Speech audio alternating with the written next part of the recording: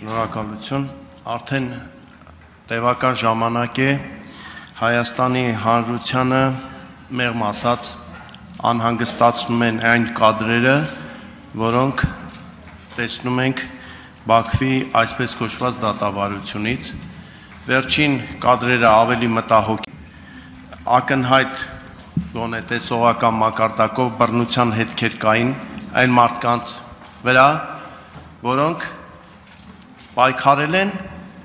միջազգային հանրության կողմից արձանագրված մի սկզբունքի, ազգերի ինքնորոշման իրավունքի իրացման համար։ Հայաստանի դիվանագիտական կորպուսը իրականում ինչ է անում այս խայտառակությանը վերջ տալու,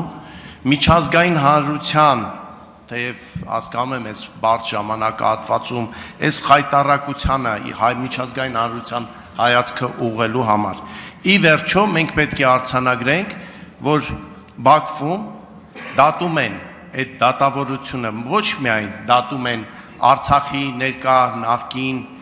ղեկավարներին, այլ դատում են, եթե ավելի անկեղծ լինենք, Կոսովոյի Հանրապետության նախկին ու ներկա ղեկավարներին, Բոսնիայի Սերբական Հանրապետության նախկին ու ներկա ղեկավարներին,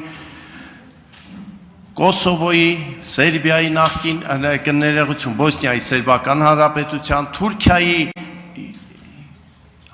Կիպրոսի հյուսիսային թուրքական հանրապետության ղեկավարությանը, Աբխազիայի, Հարավային Օսիայի, Մերձդնեստրի, Դոնեցկի ժողովրդական հանրապետության, Լուգանսկի ժողովրդական հանրապետության ղեկավարությանը։ Հայաստանի դիվանագիտական կորպուսը ինչ է անում այս խայտառակությանը վերջ տալու համար եւ միջազգային հանրությանը այս նուրբ կետի վրա ուշադրությունը բևեռելու համար։ Կարծում եմ ճիշտ կլինի, եթե Արարատ Միրզոյանը պատասխանի հարցին։ Մենք կարծում ենք, որ ճիշտ կլինի, որ վարչապետ Նիկոլ Փաշինյանը պատասխանի։ Համեցեք, պարոն վարչապետ։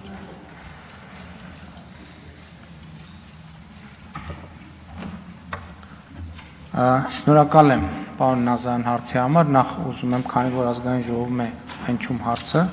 ուզում եմ ընդգծել, որ ձեր բարձրաձայնած մի շարք դեպքերում, այսինքն դեպքերի հաշիվ չանեմ, բայց մենք նման միավորումներ չենք ճանաչում եւ նաեւ ուզում եմ ասել, որ մենք հստակ գնահատական ենք տվել եւ ասել եմ, որ Բաքվում տեղի ունեցող դատավարությունների համատեքստում ես ասել եմ, որ մենք ունենք ինֆորմացիա եւ այդ ինֆորմացիան հիմա արդեն երևում է ակնհայտ, որ օգտագործվում են արգելված միջոցներ եւ խոշտանգումներ եւ նաեւ Հայաստանի կառավարությունը իդեմս արտաքին գործերի նախարարությամբ հանդես է եկել հստակ գնահատականով եւ մենք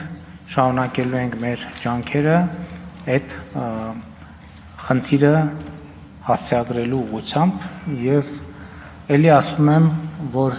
տեսեք միշտ նման իրավիճակներում, երբ խոսք է գնում գերիների, պատանների, այլ պահվող անձանց մասին, բնականաբար հարց է հնչում, իսկ ինչ է անում մեր դիվանագիտությունը։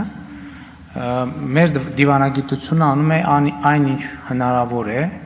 եւ նաեւ ուզում եմ ընդգծել, որ մեր դիվանագիտությունը առաջնորդվում է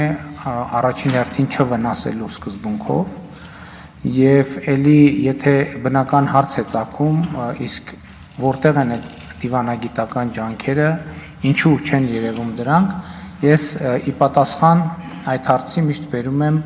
2023 թվականի դեկտեմբերի օրինակը, երբ մեր հայրենակիցներ գերեվարված 32 վերադարձան Հայաստանի Հանրապետություն եւ միջև պաշտոնական հայտարարության վերջին վարկյանը մենք երբեք չենք ասել կամ